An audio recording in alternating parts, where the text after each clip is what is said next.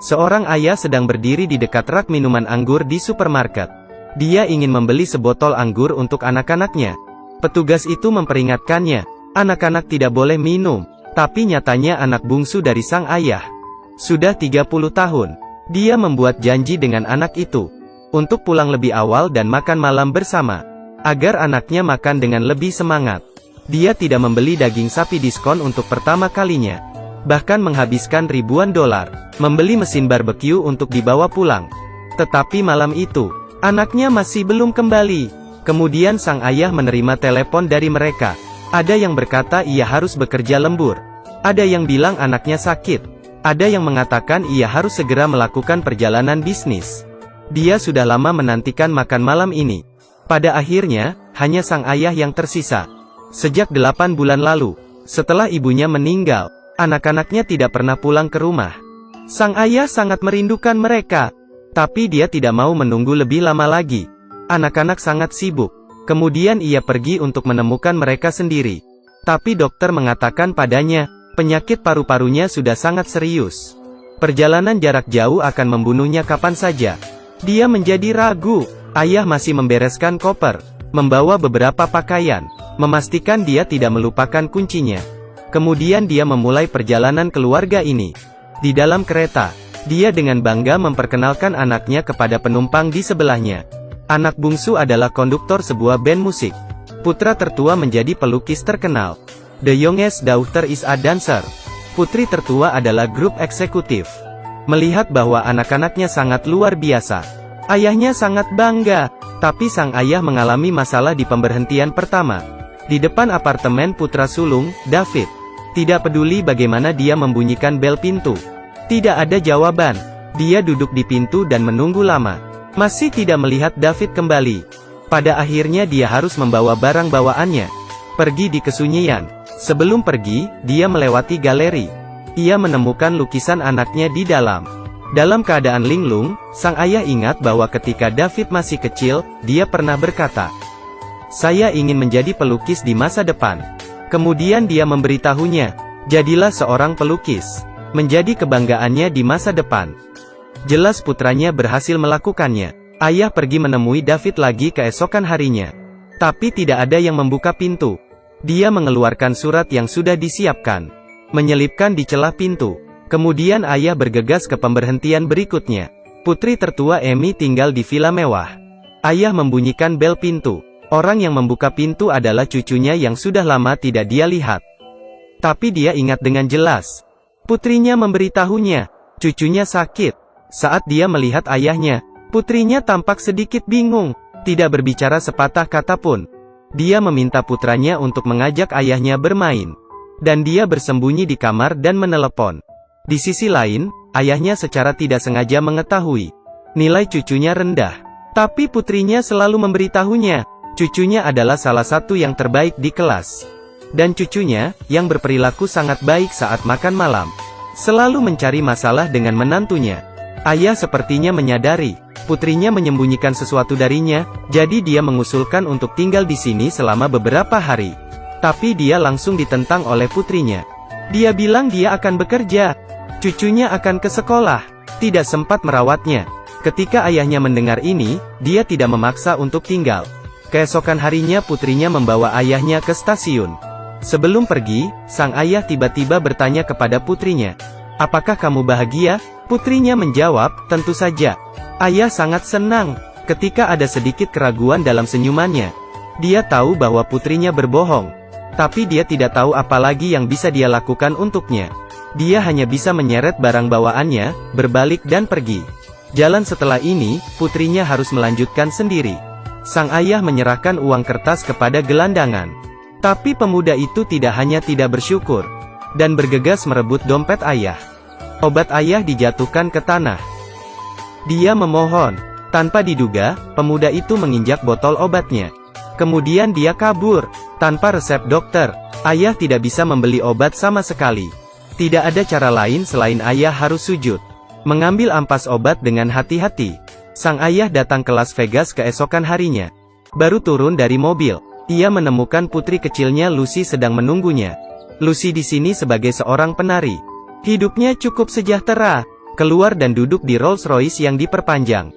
Dia tinggal di apartemen mewah. Lucy dengan senang hati mengajak ayahnya mengunjungi rumahnya, dan berkata pada ayahnya untuk sering mengunjunginya di lain waktu. Tapi kemudian bel pintu berbunyi. Tetangganya mengatakan bahwa dia ada urusan dan harus pergi. Tolong jaga bayinya. Seperti ini, yang tua dan muda bermain di sofa. Melihat adegan ini, putrinya menunjukkan ekspresi lega. Sang ayah bersembunyi di kamar pada malam hari. Dia mengambil sedikit ampas obat terakhir. Sang ayah kemudian merasa lebih baik.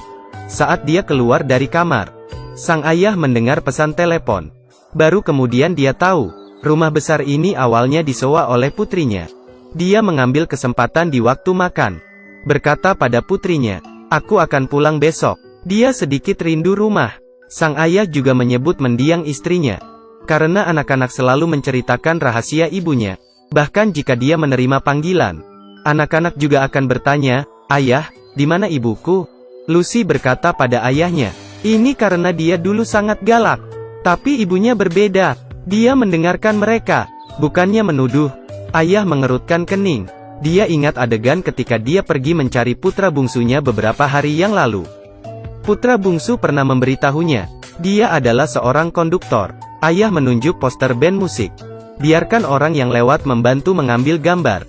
Tapi ketika dia datang ke gedung konser, sang ayah mengetahui bahwa orang yang bertanggung jawab di atas panggung benar-benar orang lain, dan putra kecil yang sebenarnya hanya seorang drummer di pojok.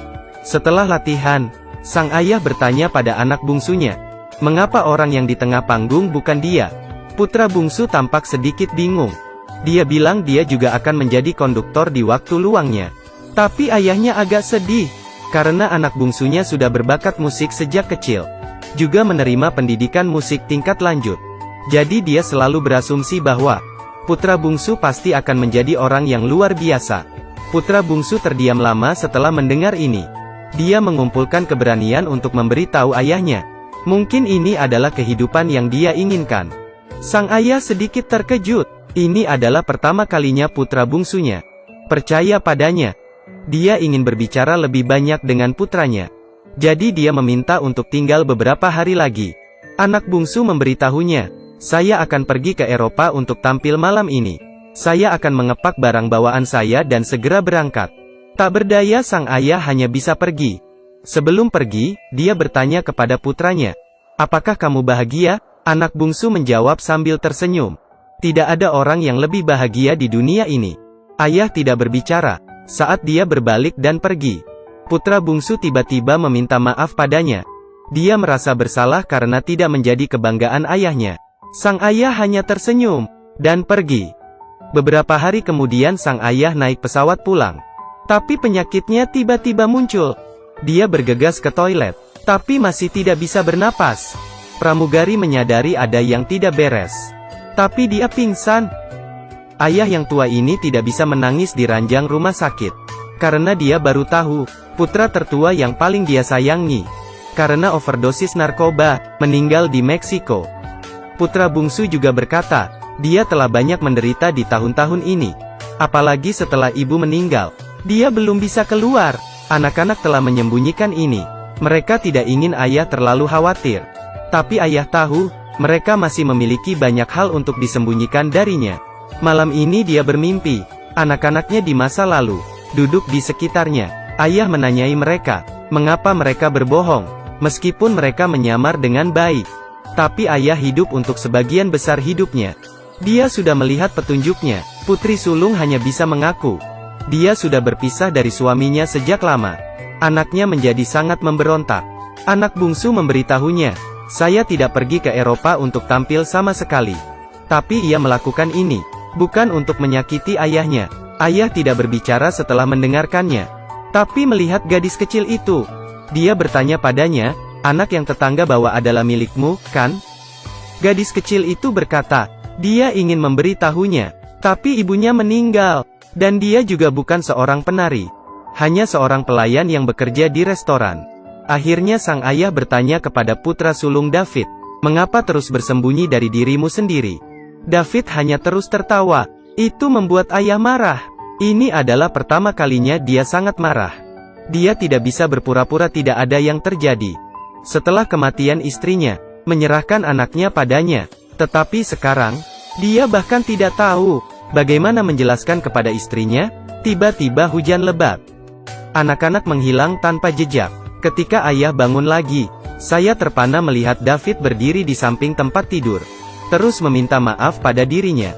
Kali ini ayah tidak menegur, tetapi memberitahunya, tidak masalah apapun yang kamu lakukan. Kamu adalah kebanggaanku. David memberitahu ayahnya. Saatnya pergi. Ayah membuka matanya dengan penuh semangat. Pria di depanmu. Wajahnya penuh dengan ketidakberdayaan. Dia tersenyum dan memberitahu ayahnya. Ini bukan kesalahannya. Beberapa bulan kemudian ayahnya akhirnya keluar dari rumah sakit. Belum menunggu kesehatannya lebih baik. Dia berlari ke apartemen di depan Grand Sanitation. Ada galeri di dekat sini. Dia ingin membeli lukisan David. Tapi ia diberitahu bahwa lukisan itu telah dibeli. Ayah merasa menyesal. Tapi tidak butuh waktu lama bagi petugas untuk mengusirnya. Mengetahui bahwa dia adalah ayah David. Petugas itu memberitahunya. David sering mengatakan pada dirinya sendiri. Jika bukan karena ketegasan ayah, saya tidak bisa menjadi pelukis. Kemudian petugas membawa ayah ke gudang. Keluarkan lukisan David dari dalam. Gambar di atas adalah kawat berliku. Itulah pekerjaan yang ayah lakukan ketika dia masih muda. Di era itu ketika dia belum kaya, ayah menggunakan gaji yang sedikit ini. Membesarkan 4 anak. Tahun Natal lagi. Keluarga akhirnya bersatu kembali. Anak-anak sibuk menggantung lampu di luar. Ayah juga menyiapkan makan malam mewah untuk mereka. Senyum di wajah semua orang. Tampaknya mereka yang menderita dalam hidup. Sama seperti ini, mereka bersembunyi di lubuk hati. Mengumumkan yang baik tapi bukan kesedihannya. Telah menjadi rahasia yang tak terucapkan untuk semua orang.